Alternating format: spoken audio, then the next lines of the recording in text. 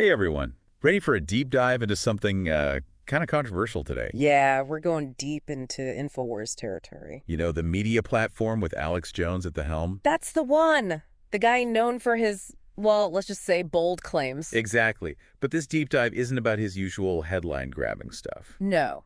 This is about the people who used to be his biggest As supporters. ones who were right there with him, you know. And now they're speaking out. So we're looking at this compilation of sorts. It's put together by Adam Green, a citizen journalist who runs the No More News YouTube channel. Right, and he's gathered all these testimonies from former Infowars employees and associates. And let me tell you, they are not holding back. So you might be thinking, why should I care about a bunch of ex-employees complaining? Good point. But these aren't just any random folks. Yeah, we're talking about people like Rob Jacobson, who was an editor for Infowars for over 10 years. A decade. Imagine that. And even Alex Jones's former sidekick, Aaron Dykes, is speaking out. And his wife, Melissa Melton, who also worked at Infowars, backs him up. So there's definitely something going on here, right? Oh, absolutely. The sheer number of people coming forward is pretty striking, and what they're saying is even more so. Lay it on us. What are some of the accusations? Well, there's the usual stuff, claiming Jones is untrustworthy and lacks integrity. That's par for the course, I guess. But it gets more intense. There are claims that Infowars has become a pro-Trump propaganda machine, Well, and that Jones himself is a, and I'm quoting here, Zionist shill. hold on. Zionist shill. Hmm. For those of us who aren't deep in this world, can you break that down a bit? What does that even mean? Right. It's important to understand the lingo. In the world of Infowars and some corners of alternative media, Zionist shill is basically an accusation of being secretly controlled by or working in favor of Israel. Ah, okay. So it's suggesting someone has a hidden agenda that harms other nations or groups. Yeah, you could say that. But let's back up to those claims that Infowars is now a pro-Trump mouthpiece. I mean, that's a pretty big shift for a platform known for being anti-establishment, right? It is. Remember, Alex Jones built his reputation questioning authority, exposing conspiracies. And warning about the New World Order. Exactly.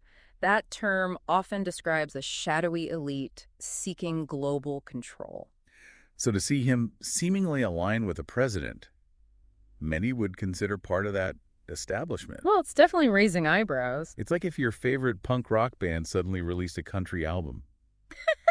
Yeah, it makes you do a double take, right? Totally. And it sounds like that sense of betrayal is something a lot of these former employees are feeling. Oh, for sure. Take Kurt Nemo, for example. He was an editor and webmaster for Infowars, and he claims he was fired for not being pro-Trump enough. Fired for not supporting Trump. Yeah, and he also says he was denied health care benefits while working there. Ouch. Getting fired for not towing the party line and no health care benefits. Yeah, it doesn't really sound like an organization that prioritizes its people. Especially considering Infowars often promotes the idea of fighting for the little guy. Right. It's a contradiction that former employees like Nemo are pointing out. And then there's Anthony Gucciardi, another one of Jones's former sidekicks. He secretly recorded a conversation where he expresses concerns about Jones's ego and integrity. Secret recordings. Yep. Okay, this is getting pretty intense. It is. And then there's the whole NDA thing, which adds another layer to the situation. Melissa Melton and Aaron Dykes, remember the couple we talked about? Yeah. Well, they talk about being pressured to sign NDAs. NDAs, like non-disclosure agreements? Yep. And even receiving veiled threats after leaving Infowars. Hold on. NDAs. Aren't those usually for like protecting trade secrets or something? Right. What are they trying to hide? It's unclear. So if Infowars is all about transparency and exposing the truth, why the need for such strict secrecy? It definitely raises questions. It creates this environment where people might be afraid to speak out, even if they have legitimate concerns. You got it. And that's a pretty chilling thought. It is. Like, what else is out there that we're not hearing? Because people are afraid of the consequences. Well, that's one of the big questions this whole compilation raises. Are these just isolated incidents? Or is there a bigger pattern of behavior at Infowars? Okay, so we've heard from former employees who are, well, disillusioned with Jones and Infowars. But are there people outside of that inner circle who are echoing these concerns, people who weren't necessarily on the inside? Oh, absolutely. Even some of Jones's longtime guests and allies in the alternative media world are speaking out. Really? Yeah. People like David Icke, the guy known for his, let's say, unique theories. Even he's criticizing Jones. And get this, even Ron Paul. Wait, Ron Paul? Yeah. Like The former congressman and libertarian icon? The one and only. Even he's criticizing Jones's shift toward pro-Trump rhetoric. Wow, Ron Paul isn't exactly a fan of the mainstream media, so to hear him criticizing Jones suggests this is about more than just political disagreements, right? Ron Paul actually accused Jones of sounding like a, get this, neocon with his pro-war stance. A neocon. Yep. And this is especially regarding North Korea. Interesting. Why is that significant? Well, because neoconservatism is usually associated with, hawkish foreign policy and interventionism ideas that Jones previously opposed. So it seems like Jones's shift towards pro-Trump content is alienating even those who share some of his anti-establishment views.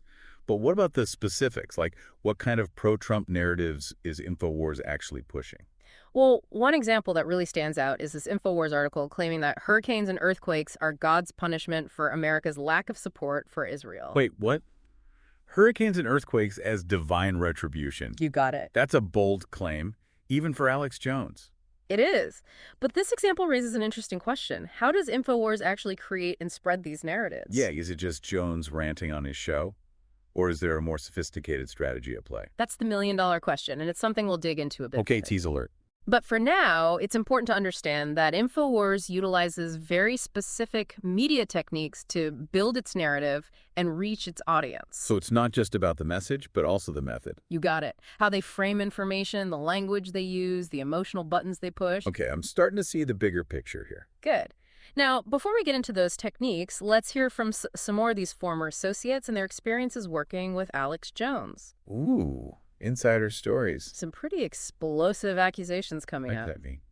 Remember Wayne Madsen, the former Infowars reporter? Yeah. He's the one who didn't hold back, right? Not at all.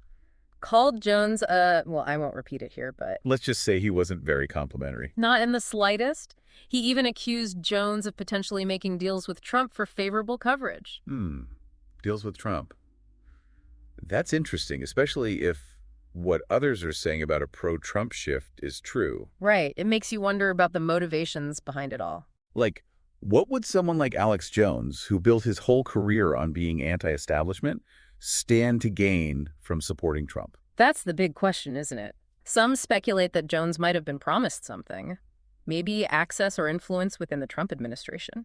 Ooh, inside connections. Maybe even a platform on a mainstream cable news network. Trading up? Who knows? So maybe it's not just about ideology then, but also about opportunity. Could be. Maybe Jones saw a chance to expand his reach and influence by aligning himself with Trump. Even if it meant compromising some of his previous position. Exactly. But it's also important to remember that the world of media, especially alternative media, is a business.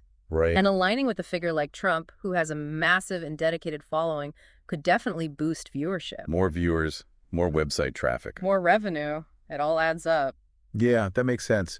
In a way, it's kind of like a microcosm of the challenges facing media in general these days, wouldn't you say? Absolutely. This need to balance journalistic integrity with the realities of the business. Especially in a world where attention equals money. Exactly. And that's where things get really tricky for alternative media, right? Yeah.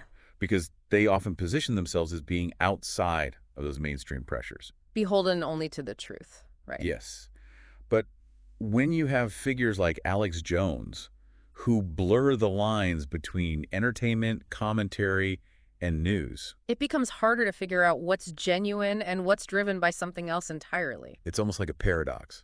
Alternative media is often seen as a counterweight to the perceived biases and agendas of mainstream media. Right, but then what happens when alternative media itself becomes susceptible to those same pressures? That's the big question, isn't it? It's something for all of us to think about. It is. Whether you consume mainstream or alternative media, we need to be critical of all our sources of information. Okay, so we've talked about these accusations of a pro-Trump shift, the use of NDAs, and the potential motivations behind Jones's actions. But let's go back to the content itself for a moment. What are some specific examples of how Infowars has pushed this pro-Trump narrative? Aside from that hurricane and earthquake article we talked about. Yeah, the divine retribution for not supporting Israel. That one. There are a bunch of other examples where Infowars downplays or just ignores controversial aspects of the Trump administration. Like what? Well, they often portray Trump as this secret warrior, battling the deep state. Wait, hold on. Can you explain that deep state idea a bit more? It gets thrown around a lot, but I'm not sure everyone really understands what it means. Yeah, it can be confusing. Deep state is basically this term used to describe a hidden network of powerful individuals. Moving behind the scenes. Right. They're often within government agencies and intelligence services, supposedly manipulating events and controlling policy. Pulling the strings. Exactly. And in the Infowars worldview, the deep state is often portrayed as the true enemy, pulling the strings of both political parties, undermining national sovereignty. So in this narrative, Trump is like the lone hero fighting against this shadowy cabal. Exactly. And this framing allows Infowars to do two things at once. Like what? Praise Trump. Okay. And still maintain their anti-establishment credibility. Clever. But what about the things Trump has done that seem to contradict this whole narrative? Right. Like his ties to wealthy donors, his cabinet appointments. His policies that benefit corporations. It doesn't really fit with that whole draining the swamp message he campaigned on. It doesn't, does it? And this is where Infowars engages in, let's call it selective reporting. Selective reporting. Yeah, highlighting things that support their narrative while ignoring or downplaying things that contradict it. So it's like they're only showing you the parts of the story that fit the narrative they're trying to create. Exactly, like a carefully edited highlight reel. And this is where those media literacy skills we talked about earlier become so important. Right. Being able to recognize how information is being framed and manipulated. Exactly. It's not just about fact-checking individual claims. It's about understanding the broader context, the motivations of the source. And the techniques they're using to try and influence us. Exactly. And when we apply that critical lens to Infowars, what we see is a platform that's seemingly abandoned its core principles. In favor of a pro-Trump agenda. Yep. And they often rely on misleading information, emotional appeals, fear-mongering, all those sorts of things to achieve their goals. Okay, so that's pretty concerning, right? Especially considering how much reach and influence Infowars has within certain circles. It is. It makes you wonder how many people are actually being swayed by this kind of rhetoric and what the long-term consequences might be. That's a really good point. It brings up an even bigger question.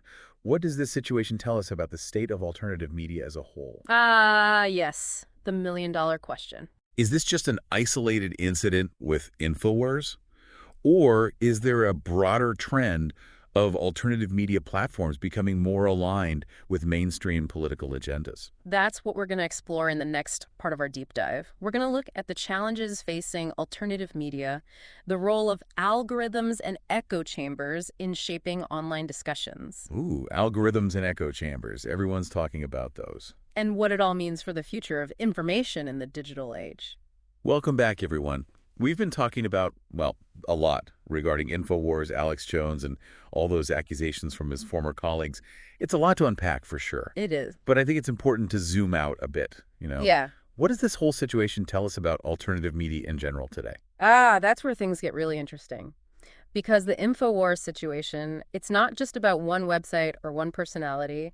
It kind of highlights this fundamental challenge that alternative media faces as a whole. Which is? How to stay true to that idea of independent, unfiltered information. In a world that's totally dominated by algorithms, echo chambers, and the need to, pay the bills. Keep the lights on. Exactly. So it's like this constant tension between sticking to your principles and just surviving in a media landscape that's increasingly driven by clicks and views and ad revenue. Right, and maybe even the temptation to, align yourself with a powerful figure like Trump if it means a bigger audience, more influence. Exactly. It's like that old saying, don't bite the hand that feeds you, but way more complex. Definitely. Because platforms like Infowars, they rely on their audience for support. Right. But constantly catering to that audience's existing beliefs, especially in such a polarized environment, it can lead down a really slippery slope, confirmation bias, potential misinformation.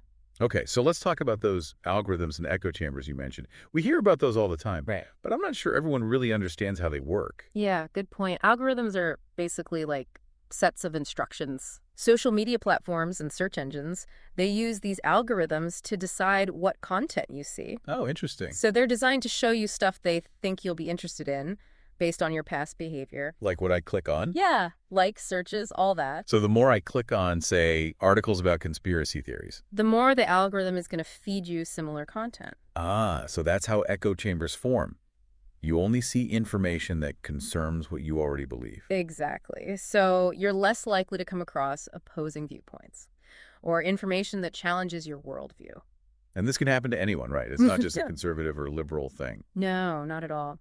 Echo chambers can form around any belief system or ideology. The real danger is that they can create this distorted sense of reality. It's like living in a bubble, right? Exactly. Everyone agrees with you, and dissenting voices are like filtered out. So how do we escape these bubbles? That's the tough part. They can be really hard to break out of once you're in them. Those algorithms are constantly reinforcing your existing beliefs. It takes real effort to seek out different perspectives. So what does all of this mean for someone just trying to stay informed? It feels kind of overwhelming. It is. There's so much information out there. But here's the thing. Critical thinking is more important now than ever. We can't just passively consume information anymore. Right. We got to be active participants, questioning everything, verifying claims, seeking out diverse perspectives. So it's not about finding the perfect source or trusting one outlet blindly. Nope. It's about developing that critical, discerning approach to how we gather information. Be our own fact checkers. Exactly. Think of yourself as a detective. You don't just accept the first piece of evidence you find, right?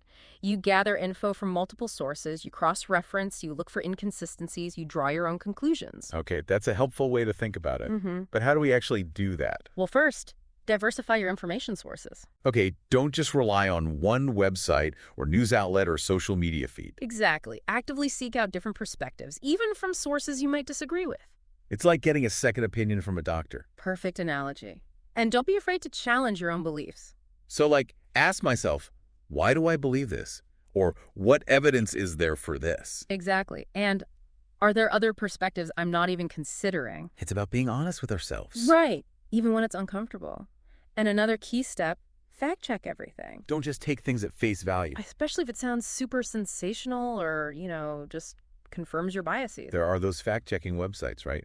Snopes, PolitiFact. Yep. Great resources. Don't forget about context either. Context. Yeah, when you see a claim, ask yourself, who's saying this? What are their motivations? What's the bigger picture? So it's not just about what's being said, but who's saying it and why. Exactly. And lastly, remember, critical thinking is a skill. It takes practice. The more you do it, the better you'll get at spotting misinformation, evaluating sources, making informed decisions. Like a muscle, right? Totally. The more you use it, the stronger it gets. And in this world where we're constantly bombarded with information 24/7, that critical thinking muscle, it's essential. Well, this has been quite a deep dive. We've gone from accusations against Alex Jones to the state of alternative media to, like, the future of information in the digital age. That's a lot. It is. But hopefully it's given our listeners some tools to be, well, more critical and discerning media consumers. Absolutely. At the end of the day, we all have a responsibility to be critical thinkers, question authority, and keep seeking out the truth. Even when it's uncomfortable or, a little inconvenient. Truth is rarely convenient. You got it. So thanks for joining us on this journey, everyone. And remember, stay curious, stay skeptical, and keep those critical thinking caps on. Always. Until next time, happy diving, everyone.